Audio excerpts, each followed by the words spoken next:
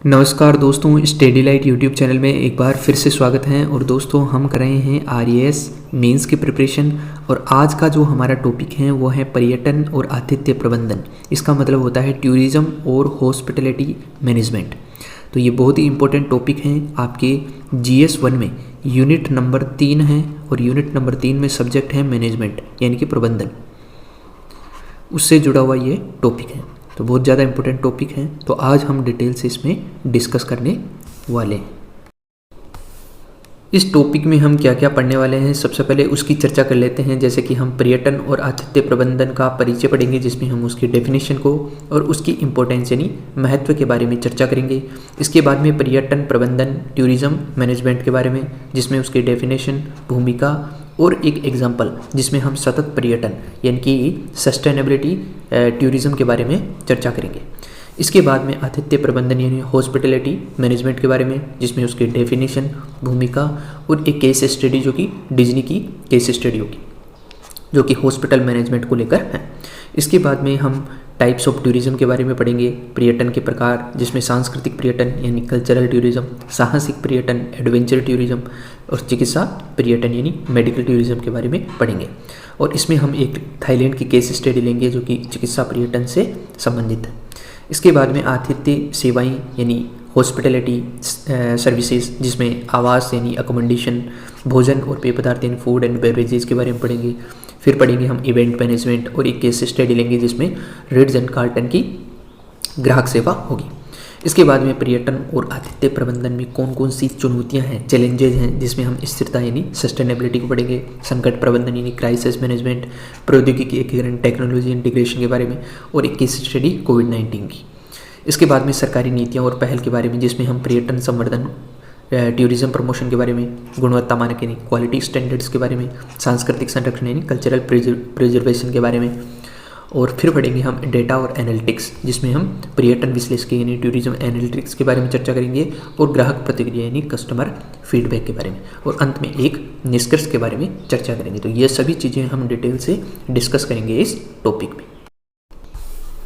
चलिए शुरू करते हैं डिस्कशन। सबसे पहले हम पर्यटन और आतिथ्य प्रबंधन का इंट्रोडक्शन देखते हैं।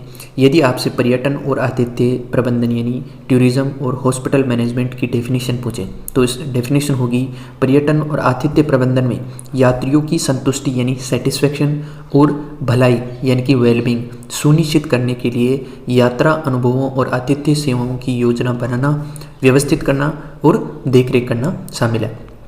ऐसा मैनेजमेंट जिसमें किसी भी यात्री की संतुष्टि और भलाई यानी सेटिस्फेक्शन और वेलबींग के लिए योजना बनाना और व्यवस्थित करना तथा उसकी देखरेख करना ही क्या कहलाता है, पर्यटन और आतिथ्य प्रबंधन कहलाता है। यदि महत्व पूछे, इंपॉर्टेंस पूछे कि इसका क्या इंपॉर्टेंस है, तो इसका सबसे ज़्यादा इंपॉर्टेंस है सांस्कृतिक आदान प्रदान करना। ना केवल लोगों में बल्कि देशों में भी सांस्कृतिक आदान प्रदान होता है, जिससे उनके जो संबंध होते हैं उनमें भी सुधार होता है। जैसे कि हम कहीं घूमने जाते हैं तो वहाँ की संस्कृति को अडॉप्ट करते हैं, सीखते हैं, और वहाँ के लोग जब हमारे यहाँ आते हैं तो हमारी संस्कृति को वो सीखते हैं और अडॉप्ट करते हैं। तो इससे हमारा सांस्कृतिक आदान प्रदान होता है।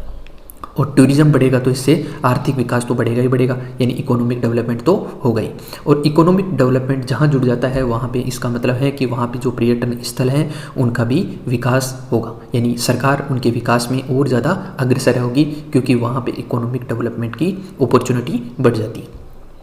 तो पर्यटन और आतिथ्य प्रबंधन के क्या महत्व हो गए, सांस्कृतिक आदान प्रदान, आर्थिक विकास और पर्यटन स्थलों का विकास।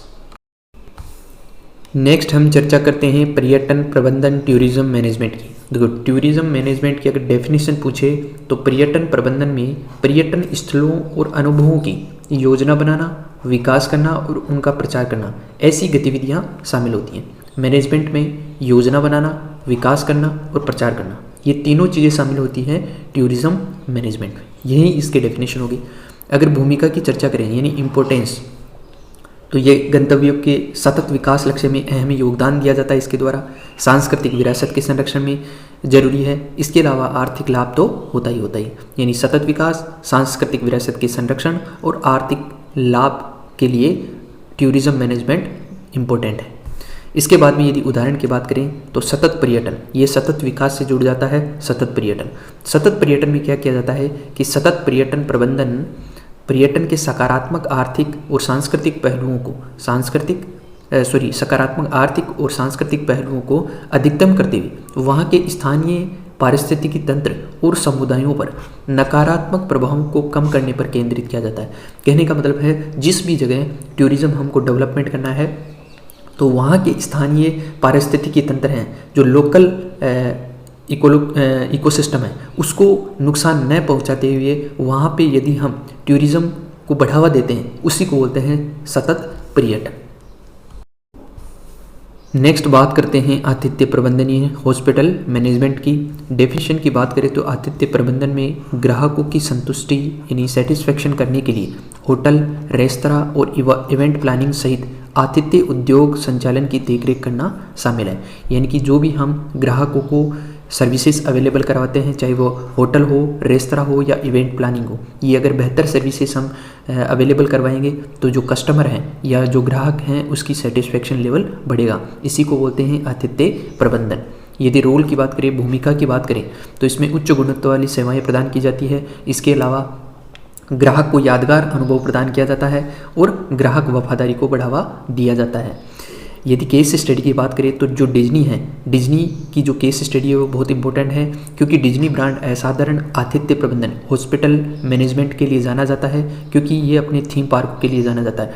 जब भी अलग अलग टाइप्स की इवेंट होते हैं तो वो अपने उस पार्क को उसी थीम के अकॉर्डिंग डिज़ाइन करता है, रिजॉर्ट्स में गहन और जादुई अनुभव प्रदान करता है। तो इसलिए उसका जो हॉस्पिटल मैनेजमेंट है वो हाई लेवल का है। नेक्स्ट हम बात करते हैं पर्यटन के प्रकार यानी टाइप्स ऑफ टूरिज्म, जिसमें हमारा सबसे पहला है सांस्कृतिक पर्यटन।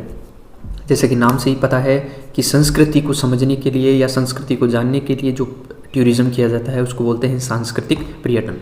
यात्री सांस्कृतिक गतिविधियों में संलग्न होते हैं, जैसे कि ऐतिहासिक स्थलों, संग्रहालयों का दौरा करना और सांस्कृतिक कार्यक्रमों में भाग लेना। यात्री ऐतिहासिक स्थलों का दौरा करते हैं, संग्रहालयों में जाते हैं, इसके अलावा जो भी कल्चरल प्रोग्राम्स होते हैं उनमें पार्टिसिपेट करते हैं। इसके बाद में अगला है साहसिक पर्यटन यानी एडवेंचरस टूरिज्म। इसमें पर्यटन जिसमें लंबी पैदल यात्रा, पर्वतारोहण और चरम खेल गतिविधियों को शामिल किया जाता है। यात्री को एडवेंचरस फील करवाया जाता है इसमें साहसिक पर्यटन में। फिर है चिकित्सा पर्यटन यानी मेडिकल टूरिज्म।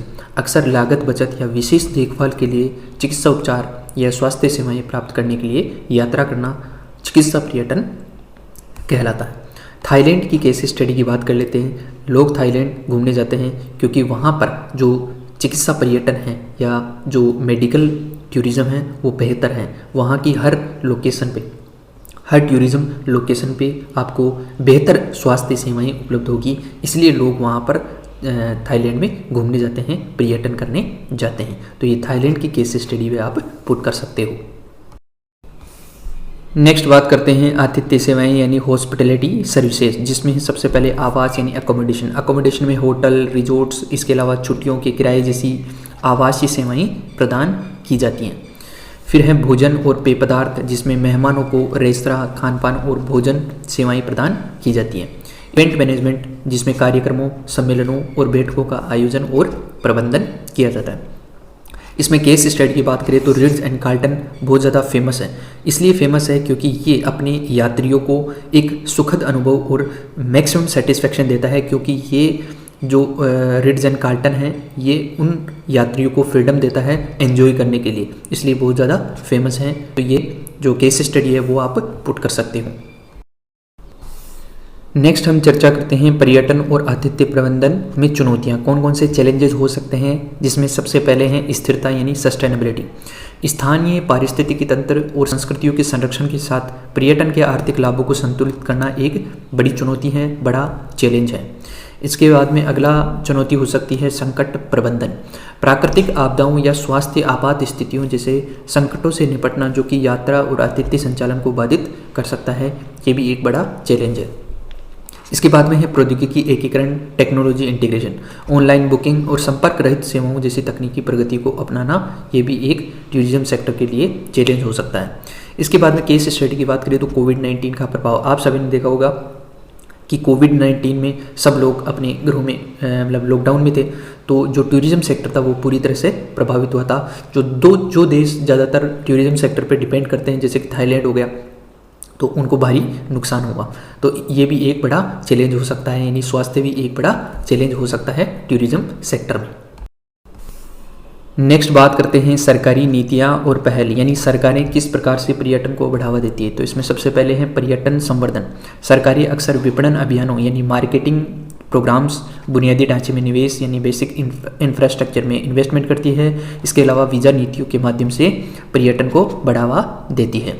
इसके बाद में ही गुणवत्ता मानक यानी क्वालिटी स्टैंडर्ड्स तय करती है, जिसमें आतिथ्य सेवाओं के लिए मानक स्थापित करना और उनको लागू करना तथा स्वास्थ्य और सुरक्षा नियमों का अनुपालन सुनिश्चित किया जाता है। सांस्कृतिक संरक्षण की बात करें तो सांस्कृतिक विरासत की रक्षा और स्थायी सांस्कृतिक पर्यटन को बढ़ावा देने के लिए पॉलिसीज बनाई जाती है।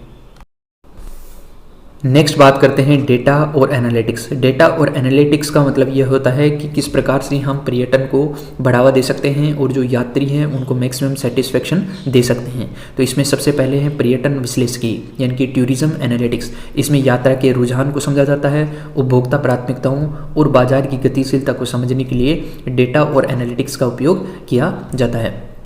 इसमें है फिर ग्राहक प्रतिक्रिया यानी कि फीडबैक की बात करते हैं। यहाँ पे कस्टमर फीडबैक, सेवाओं और अनुभवों को बेहतर बनाने के लिए ग्राहकों की प्रतिक्रिया एकत्रित की जाती है और उसका विश्लेषण किया जाता है कि इनमें क्या कमी है, तो उनमें सुधार किया जाता है जिससे कि जो पर्यटन है उसको बढ़ावा मिल सके।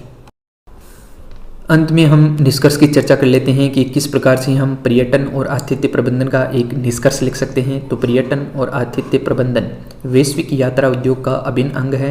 इन क्षेत्रों का प्रभावी प्रबंधन गंतव्यों की आर्थिक वृद्धि में योगदान देता है और सांस्कृतिक आदान प्रदान को बढ़ावा देता है और पर्यटकों के यात्रा अनुभवों को बढ़ाता है। हालांकि यह स्थिरता यानी सस्टेनेबिलिटी, संकट प्रबंधन और तकनीकी एकीकरण से संबंधित चुनौतियों के साथ आता है। उद्योग की सफलता के लिए सरकारी नीतियां, गुणवत्ता मानक और डेटा संचालित अंतर्दृष्टि आवश्यक हैं। तेजी से बदलती दुनिया में यादगार और संतुष्टिदायी यात्रा अनुभव बनाने के लिए पर्यटन और आतिथ्य प्रबंधन महत्वपूर्ण है। तो इस प्रकार से आप एक कंक्लूजन यानी निष्कर्ष लिख सकते हो। आई होप कि वीडियो आपको अच्छा लगा होगा। अगर अच्छा लगा है तो स्टडी लाइट यूट्यूब चैनल को सब्सक्राइब करना ना भूलें और एक लाइक और शेयर तो बनता है।